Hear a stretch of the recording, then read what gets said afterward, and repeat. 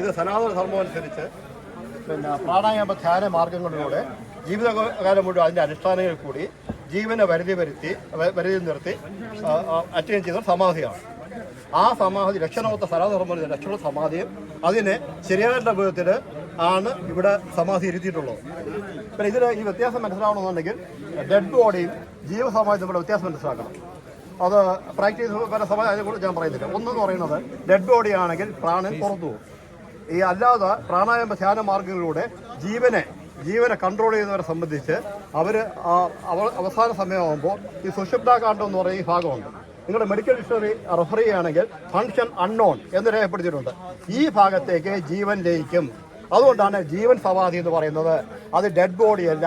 ആ ജീവസമാധിയെ ജീവൻ ജയിച്ച ആ ശരീരത്തെയാണ് കീറി മുറിക്കാൻ വേണ്ടി വരുന്നത്. ഞങ്ങൾ പറയുന്നത് അവർക്ക് ഈ പരാതി കൊടുത്തവരെ കുറിച്ചുള്ള ആ പേഴ്സണൽ എന്തുകൊണ്ട് പരാതി കൊടുത്തുള്ള ഇന്റൻഷൻ പോലീസ് അന്വേഷിക്കണം. ഈ കുടുംബാംഗങ്ങളുണ്ട്. കാരണം പോലീസ് നിങ്ങൾക്കും അറിയാമല്ലോ, ഒരാൾ സംസാരിക്കുമ്പോൾ പതർച്ചയില്ലാതെ ആ ബോഡി ലാംഗ്വേജിനെ കറക്റ്റായിട്ട് ഒരാൾ സംസാരിക്കുകയാണെങ്കിൽ അവരൊരു കുറ്റകൃത്യം ചെയ്തിട്ടില്ലെന്നാണ്. ഈ ഭാര്യയുണ്ട്, 2 ആൺമക്കളുണ്ട്, അവരുടെ ഭാര്യമാരുണ്ട്. പോലീസ് അവരുടെ അന്വേഷിക്കട്ടെ, സത്യാവസ്ഥ മനസ്സിലാക്കട്ടെ. അതിന് കിട്ടുമല്ലോ. ഇവിടെ ഒന്ന് ഈ ക്ഷേത്രമന പൊളിച്ചിട്ട് അവിടെ പിന്നെ റോഡ് വേണമെന്ന് ആവശ്യപ്പെട്ട ഒരു പാർട്ടിയുണ്ട്.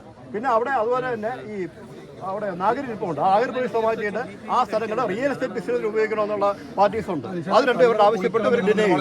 അതിന്റെ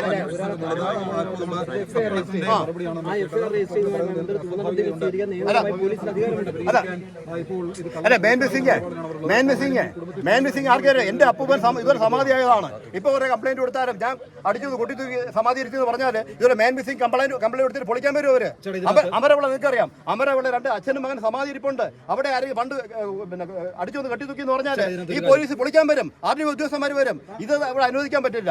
ഇതിന് ഇവർ സംസാരിക്കുന്ന ഹിന്ദു സംഘടനകളുണ്ട്, ഈ കാര്യം ഡീലിലെ ഹിന്ദു ആചാര്യന്മാരുണ്ട്. അവരുടെ തീരുമാനം. ഞങ്ങൾ ഒരു കാര്യം പറഞ്ഞത് ഞങ്ങളുടെ ഭാഗം കേൾക്കാനുള്ളത് കേട്ടിട്ട് തീരുമാനം എടുക്കാൻ പറഞ്ഞു. ഞങ്ങൾ പറയുന്ന കാര്യങ്ങൾ റെക്കോർഡ് ചെയ്ത് ആ കാര്യങ്ങളും ഉത്തരവിൽ വരുത്തി ഇന്ന കാരണങ്ങളാൽ ആ കുടുംബത്തോട് ചേർന്ന് നിൽക്കുന്നവരെ പറയുന്നത് ഞങ്ങൾക്ക് സ്വീകാര്യമല്ല. അത് പൊളിക്കാൻ ഞങ്ങൾ തീരുമാനിച്ചത് പറയാം.